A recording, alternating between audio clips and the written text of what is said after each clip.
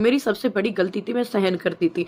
आज मैं मुँह से नहीं बोलूँगी, आज मैं आप लोगों को वो सच्चाई दिखाऊँगी जिससे आपकी खुद की रूह काँप जाए। तो सूरज जी की बात कर रही हूँ, है ना? फिर सूरज जी, फिर भी मैं उनसे इतना प्यार करती थी ना, हद से ज़्यादा। कुत्तों की तरह मारते थे मेरे ना, इन्होंने मेरी ज़िंदगी खराब कर दी। जब पति थे पिटवाते थे मेरे को ये लोग जो नीचे बैठे। मेरी माँ की परवरिश है जो मैंने इतना सहन करने के बाद भी दुनिया को दिखाया कि मैं खुश हूँ। कुत्तों की तरह मारा था मुझे, कुत्तों की तरह। जब बता मैं प्रेग्नेंट थी, 4 महीने की बेटी मेरे पेट में थी, तब मार रहे थे। मेरे गला बंद कर दिया था, बिल्कुल मुंह बंद करके चाटे मार रहे थे। इस कमरे में बंद थी मैं। ये रिकॉर्डिंग मैं आपको सुनाऊंगी सब। अभी जो क्लिपिंग देखी है आपने, ये है स्नैपी गर्ल यानी कि सपना चौधरी। अब क्या कहें, ये बेचारी बहुत ही ज़्यादा हालात की मारी हैं और किस्मत की भी। ऊपर से दुनिया वाले हैं कि वो इनको जीने नहीं दे रहे हैं। जो चीज़ें आपने सुन ली उससे कुछ कुछ चीज़ें तो आपको क्लियर हो ही गई होगी।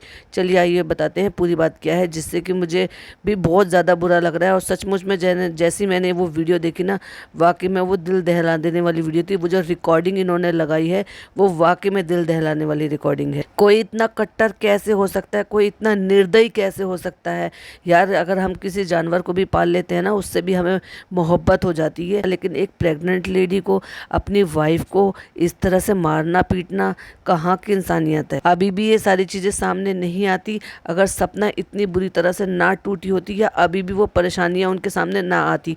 अभी मैंने एक दिन पहले एक वीडियो देखी थी लखनीत की, सचमुच में मुझे ना बहुत अच्छा लग रहा था। एक वीडियो वो देखकर मैं थोड़ा इमोशनल होकर रोई, और आज ये वीडियो देखकर मुझे बहुत बहुत ज़्यादा इमोशनली ब्रेकडाउन हुआ। वो वीडियो खुशी की वजह से इमोशनल हुई थी कि किस तरह से लखनीत ने उनको सरप्राइज़ दिया, उनके घर गए, रक्षाबंधन पे गिफ्ट दिए, और ऐसे मतलब इतना प्यार और ये सब चीज़ें देखकर ना वाकई में दिल खुश हो गया। लखनीत के लिए सैल्यूट है भाई। और अब मुझे ये भी है कि मैं ये गुहार लगाऊंगी या मैं कहूँगी, अगर लखनीत तक मेरी वीडियो पहुँच रही है, या उनके हालात तो डेफिनेटली पहुँच गए होंगे भाई, उन्होंने बहन माना है उनको और दिल से मानते हैं, तो डेफिनेटली उनकी उनकी तकलीफ़ उन तक बिल्कुल पहुँच गई होगी। वो किस कंडीशन में आज उनकी बहन है, तो डेफिनेटली उन्होंने उनके लिए कुछ ना कुछ तो सोचा होगा, और कुछ ना कुछ तो वो उनके लिए डेफिनेटली करेंगे। बात करते हैं इस वीडियो की। अभी कुछ दिनों पहले एक सामने किस्सा आया था कि जिसमें ये बात हो रही थी कि इनके ससुराल वाले, यानी कि इनके ससुराल में है ही कौन, इनके सास ससुर है, जो कि इनकी मम्मी से लड़ाई झगड़े करते हैं और उनसे बातचीत नहीं करते हैं। इसी वजह से सपना ने अपनी मम्मी को आने से मना कर दिया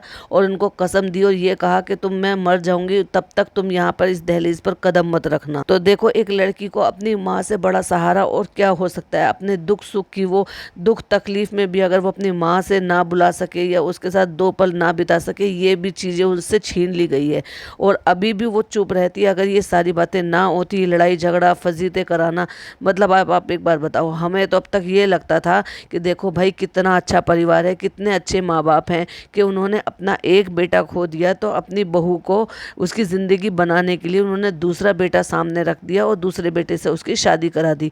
तो वो कोई अच्छाई नहीं थी उनकी। वो अब पता चला है कि वो उनकी कोई अच्छाई नहीं थी, क्योंकि वो ये चाहते थे कि चीज़ें बाहर ना जाए। क्योंकि जितना इनके घर में हिंसा चल रही थी, जितना इनके घर में ये सब हैरेसमेंट चल रहा था, उस हैरेसमेंट को कहीं वो बाहर जाके किसी को ना बोल दे, या फिर वो सारी चीज़ें उन किसी के सामने ना आ जाए जिससे ये प्रॉब्लम में आते। इन्होंने इसलिए बड़प्पन दिखाया। उस बड़प्पन के पीछे भी इनकी कोई ना कोई तो दिमाग, शातिर दिमाग ही था, जिसकी वजह से उन्होंने ये बड़प्पन दिखाया।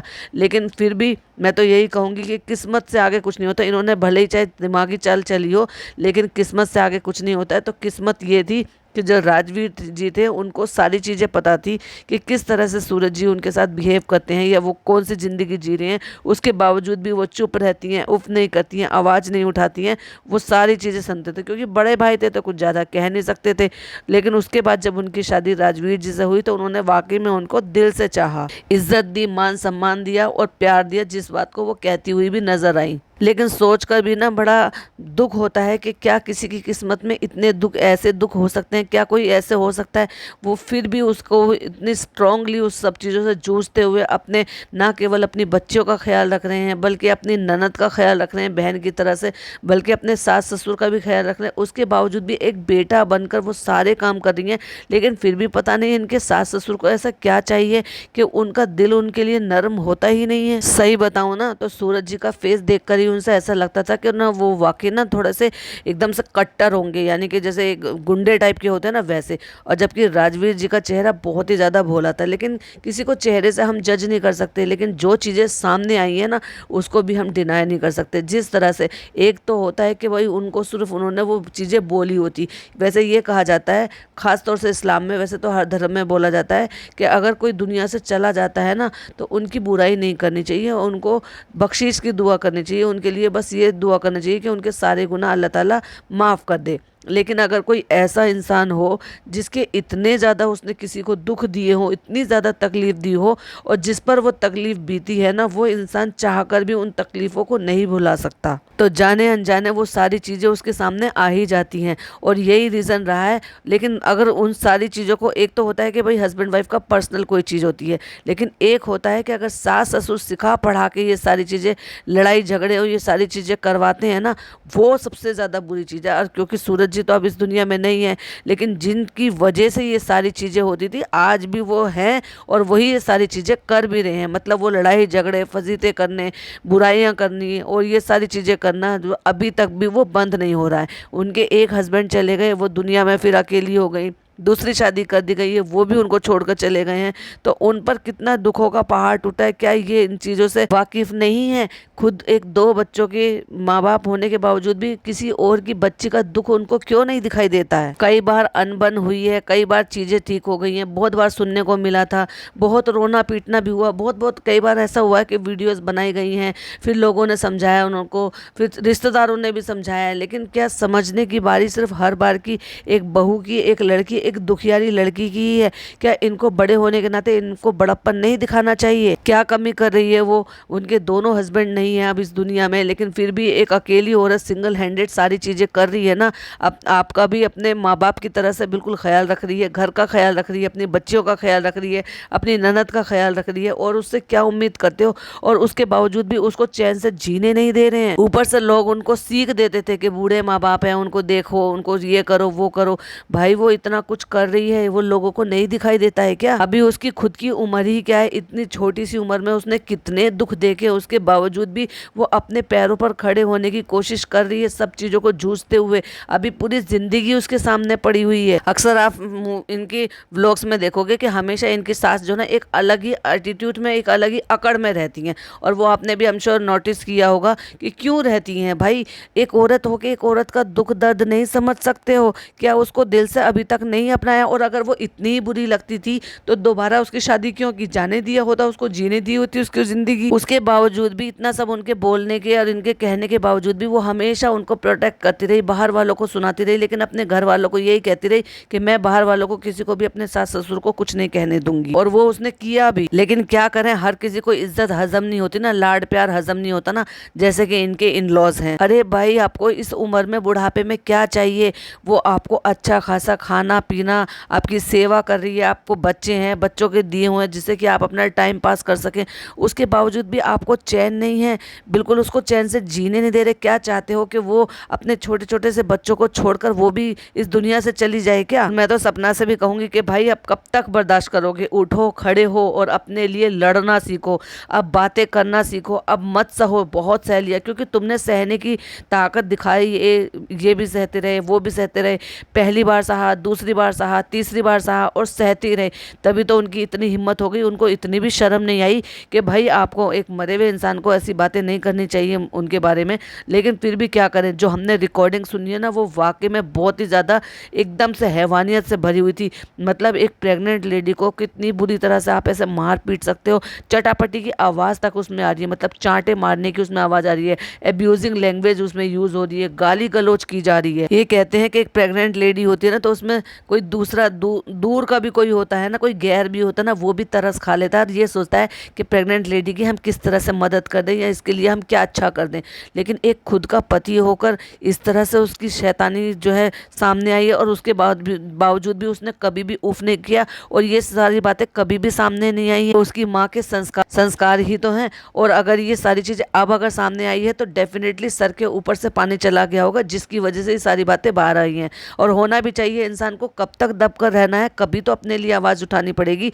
क्या इतनी बड़ी इन्फ्लुएंसर हो के क्या सिखा रही हो? क्या अपनी आवाज़ को दबा लो, दूसरों से मार खा लो, दूसरों से लड़ाई झगड़े कर लो, दूसरों से दब कर रहो? क्यों दब कर रहना? पढ़ी लिखी हो, एजुकेटेड हो, अपने पैरों पर खड़ी हो, इतनी बड़ी इन्फ्लुएंसर हो, कमा रही हो, अपने घर बच्चों को सबको देख रही हो, क्यों किसी से दब कर रहना? और दूसरी बात, उनको भी समझना चाहिए भाई, बड़े बुजुर्ग हो गए हैं, बूढ़े लोग हो गए हैं, और तुम्हें क्या ही चाहिए? अगर ये भी कल को यहाँ से छोड़कर चले जाएगी तो सपना का तो गुजारा हो जाएगा, आपका कौन देखने वाला है? ये बात नहीं सोची जाती इन लोगों से। और ये लोग ऐसे ही हैं। ये बात उनकी जो सपना की जेठानी लगती है, यानी कि उनकी बुआ सास की जो बहू थी, उनके साथ भी कुछ कुछ कंट्रोवर्सी हुई थी, तो उन्होंने इस बात को भी खुलकर बताया है कि हाँ, जो कह रही है सपना वो बिल्कुल सही कह रही है, क्योंकि ये लोग ऐसे ही हैं, क्योंकि मेरे रिश्तेदार हैं, इसलिए मैं जानती हूँ क्या क्या कंट्रोवर्सी कर रहे हैं, क्या क्या ये प्लानिंग कर रहे हैं, प्लॉटिंग कर रहे हैं, मुझे सब पता है। ऐसे ही इन्होंने मेरे साथ भी किया है, मेरे हस्बैंड के साथ मेरी लड़ाई झगड़े करवा दिए, लेकिन मैं सपना को यही कहूँगी कि मैं सपना के साथ में हूँ, और डटी रहो और अपना घर छोड़कर बिल्कुल मत जाओ, क्योंकि उनके पति का घर आपका खुद का घर है, आपकी बेटियों का घर है, और वो बिल्कुल सही कह रही हैं। मैं भी इसी बात को कहूँगी, क्यों अपना घर छोड़कर जाना? डट कर रहो और अपने घर में रहो। शादी कर कर आए थे, और आपका तो डबल हक बनता है, क्योंकि आपके दोनों हस्बैंड का घर है, तो आपके दोनों बच्चियों का उन पर पूरा राइट बनता है। लेकिन ये वाकई में सच में बहुत ज़्यादा गलत हुआ, क्योंकि इतने की उम्मीद नहीं थी कि आज की डेट में कौन करता है। आज की डेट में तो लड़कियां उल्टा मार पीट लेती हैं यार, कौन नहीं सहता? कोई नहीं सहता है। अगर आप किसी को एक थप्पड़ मारो तो लड़कियां पलट कर जवाब देती हैं, लेकिन इतने पर भी वो लड़की चुपचाप सब चीज़ें सहती रही, सुनती रही, और तभी तो इतनी नौबत आ गई कि उनकी इतनी हिम्मत हो गई थी कि प्रेगनेंसी में, मतलब 4-5 महीने की प्रेग्नेंट लेडी को आप मार पिटाई कर रहे हो, मुंह भींच रहे हो, गला दबा रहे हो, सर दीवार में देकर मार रहे हो। कहती है मैं चीखती रही, चिल्लाती रही, बराबर में दादाजी का कमरा था, मुझे कोई बचाने नहीं आया। क्या उसके चीखने चिल्लाने की आवाज़ इनके सास ससुर के कान में नहीं पड़ी थी? लेकिन वो कैसे पड़ती, क्योंकि वो तो खुद सिखा बुझा के ये सारे काम करवाते थे। आगे वो बताती हैं कि राजवीर जी को ये सारी बातें पता थी, इसलिए राजवीर जी ने मुझे, जब उनके साथ मेरी शादी हुई, तो उन्होंने मुझे भरपूर प्यार दिया, इज्जत दी, रिस्पेक्ट दी, और ना केवल मुझे समझा, और मैंने वाकई में वो जो 2 साल उनके साथ जिए हैं, वो वाकई में एक हस्बैंड वाइफ की तरह से प्यार के साथ जिए हैं, जिनको मैं जिंदगी भर कभी नहीं भूल सकती। लेकिन मैं सूरज जी को भी जिंदगी भर कभी नहीं भूल सकती, उन्होंने जिंदगी भर का मुझे दुख दिया है, और आज वो दुख जो है उभर कर बाहर आया है, क्योंकि वो दुख का कारण जो थे ना, जो उनके सास ससुर है, आज भी उनके साथ वही सारी चीजें कर रहे हैं, दोहरा रहे हैं, और ना ही उनको चैन से, ना खुद चैन से जीते हैं, ना चैन से उनको जीने देते हैं। तो मुझे वीडियो देखकर सचमुच में बहुत बहुत ज्यादा बुरा लगा, और मैं दिल से सच बताऊं तो हर चीज में मैं पूरी तरह से सपोर्ट करती हूँ सपना जी को। अपने लिए स्टैंड लो, अपने लिए खड़े हो, अपनी बच्चियों के लिए खड़े रहो, और डट कर खड़े हो जाओ, और डट कर सामना कीजिए। और मैं लखनीत से भी यही कहूंगी कि भाई, आप भाई होने का फर्ज निभाइए, और प्लीज देखिए उनके लिए आप क्या कर सकते हैं। चलिए इसी के साथ वीडियो को एंड करते हैं। मैं मिलती हूँ आपको नेक्स्ट वीडियो में। टिल देन बाय बाय, अल्लाह हाफिज, टेक केयर।